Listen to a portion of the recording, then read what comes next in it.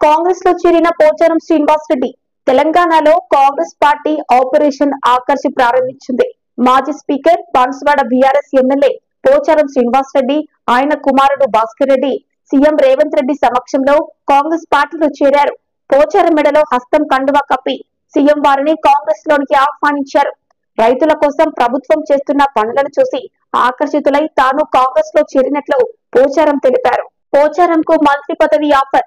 Banswada MLA Telangana శాసనసభ మాజీ speaker Pocharam Srinivas రెడ్డితో సీఎం రేవంత్ నేడు భేటీ అయ్యారు.